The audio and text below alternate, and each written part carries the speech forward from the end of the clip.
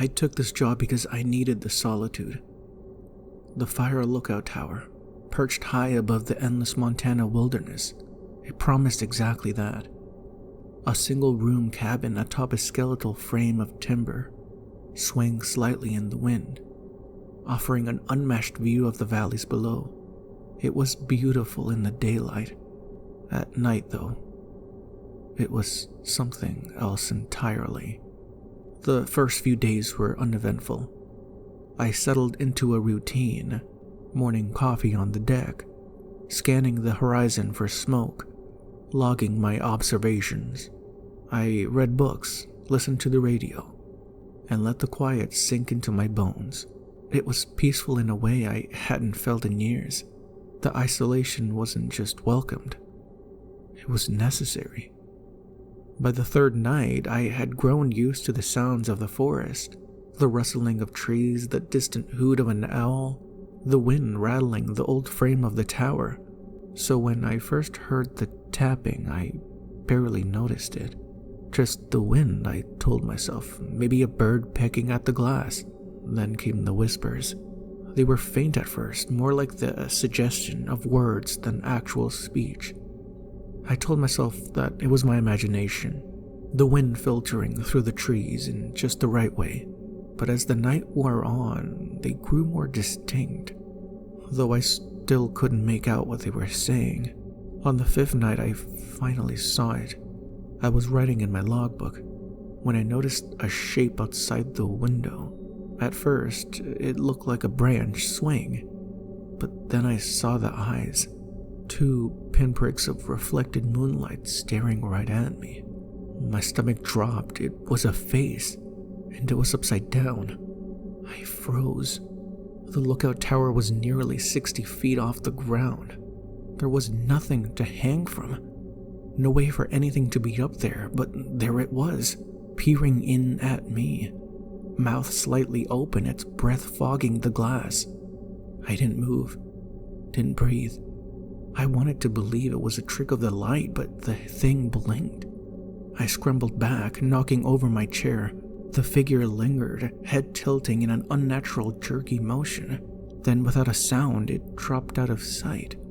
The next morning, I found footprints in the dirt below the tower. They weren't human. They weren't even animal. They were elongated, twisted like a person had been walking on all fours, but their limbs bent the wrong way. I called it in, but what was I supposed to say? That I saw something impossible? The dispatcher humored me, told me to log it, and suggest I might be tired. That night I locked the door. I kept the lantern burning, even though it made shadows dance in the corners.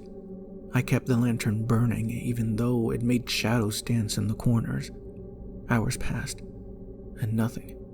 Just the wind, the creak of the old wood, my own heartbeat in my ears. I almost convinced myself I had imagined the whole thing. Then, just past midnight, the whispers started again, closer this time. I clenched my teeth, refusing to acknowledge them. But then came the tapping. Not on the window this time, on the trap door beneath my feet. The only way up the tower was the staircase. The trap door was the last barrier between me and whatever was outside.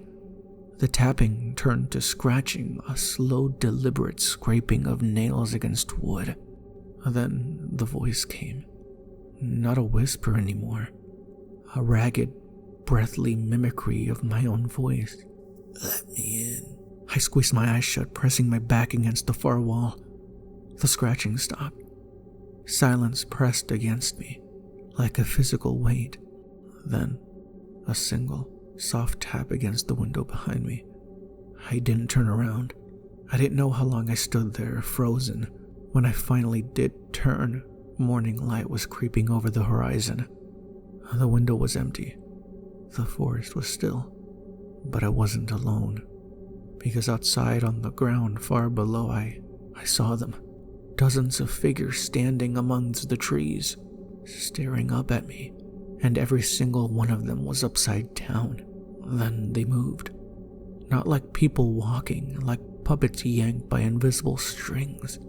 Their heads lolled, arms jerked unnaturally, but they were getting closer, creepily toward the base of the tower.